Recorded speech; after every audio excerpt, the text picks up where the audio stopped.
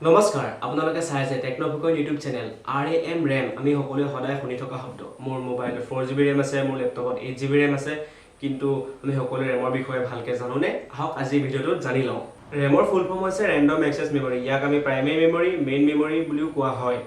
ৰেমে কি কৰে আমাৰ হাৰ্ড ড্ৰাইভত যিখিনি ডাটা ষ্ট'ৰ হৈ আছে সেই ডাটাখিনি যেতিয়া CPU দৰকাৰ হয় সেইখিনি ফাষ্ট এক্সেছ কৰায় ইয়াক আমি এক প্ৰকাৰৰ কম্পিউটাৰৰ শ্বৰ্ট টাৰ্ম মেমৰি বুলিও ক'ব পাৰোঁ আমি যদি একে টাইমত বহুতকেইটা এপ্লিকেশ্যন খোলোঁ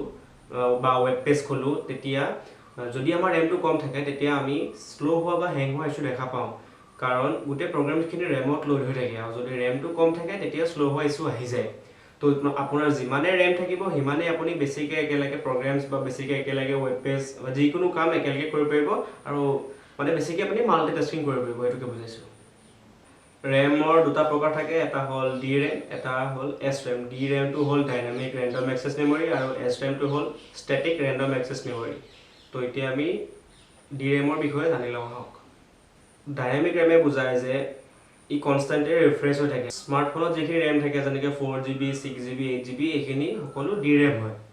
আৰু মডাৰ্ণ ছিষ্টেমত যিখিনি ৰেম ইউজ কৰা হয় সেইখিনি চিনক্ৰনাছ DRAM বুলি কোৱা হয় বা SD RAM বুলি কোৱা হয় আমি DDR বুলি জানো DDR2 DDR3 DDR4 etc এইখিনি আমি DDR বুলি জনা হয় DDR ৰ ফুল ফৰ্ম হৈছে ডাবল ডেটা ৰেম আমি স্মাৰ্টফোনত যিখিনি ৰেম ইউজ কৰোঁ সেইখিনি LPDDR2 LPDDR3 LPDDR4 বুলি কোৱা হয় LP মানে হ'ল ল' পাৱাৰ DDR ৰেম ল' পাৱাৰ এইটো কাৰণে কাৰণ ডেস্কটপ বা লেপটপত যিখিনি আমাৰ ৰেম ইউজ কৰা হয় সেইখিনি অলপ পাৱাৰ কনজাম্পশ্যন বেছি থাকে তো সেইখিনি মোবাইল লগাব নোৱাৰি কাৰণ মোবাইলত আপোনাৰ বেটাৰীত চলে তো বেটাৰীত ল' পাৱাৰ কনজাম্পশ্যনৰ কাৰণে আপোনাৰ LPDDR ৰেম উলিওৱা হৈছে এতিয়া আকৌ DDR2 DDR3 DDR4 ৰেম এইকেইটা কি হয় যেনেকৈ মই সেইদিনা i3 i5 i7 ভিডিঅ'ত আপোনাক বুজাইছিলোঁ যে আপোনাৰ জেনেৰেশ্যন চেঞ্জ হয় তেনেকৈ DDR2ৰ পিছত DDR3 আহিছে DDR3ৰ পিছত DDR4 আহিছে যিমানে আপোনাৰ জেনেৰেশ্যন আপডেট হৈছে সিমানে তাৰ এফিচিয়েঞ্চি বাঢ়িছে পাৱাৰ কনজাম্পশ্যনটো কমিছে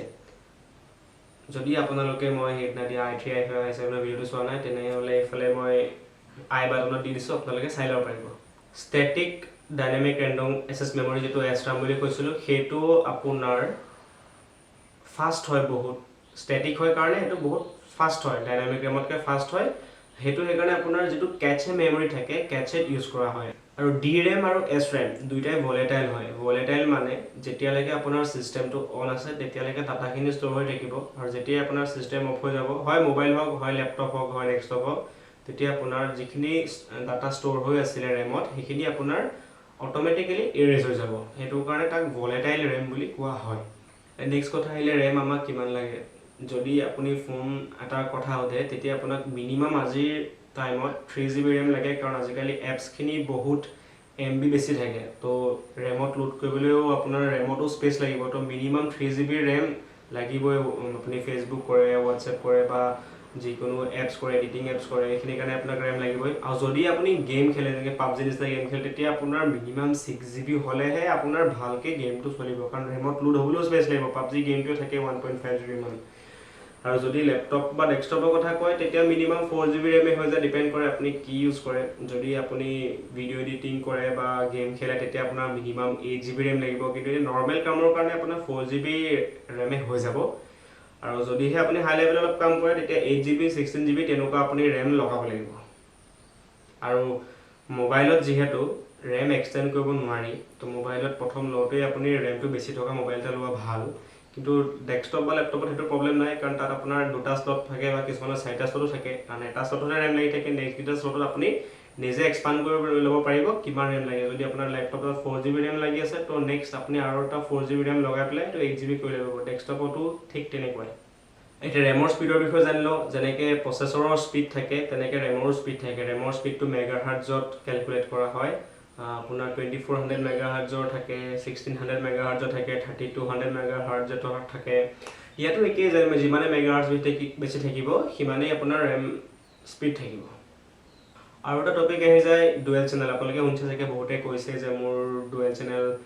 ৰেম আছে তো ডুৱেল চেনেল থাকিলে কি হয় আপোনাৰ যেনেকৈ 8GB ৰেম আপুনি এটা স্লটত এখন 8GB ৰেম লগাই থৈছে তাৰ বদলি যদি দুটা স্লটত 4GB দুখন ৰেম লগাই দিয়ে তেতিয়া আপোনাৰ CPU ডাটাখিনি এক্সেছ কৰিবলৈ আৰু ফাষ্ট হয় কাৰণ আপোনাৰ এখন ৰেমৰ পৰা এক্সেছ কৰিবলৈ যিমান সময় লাগে তো 200 ৰেমৰ পৰা সেইখন সময়ত ডাবল এক্সেছ কৰিব পাৰিব ডাটা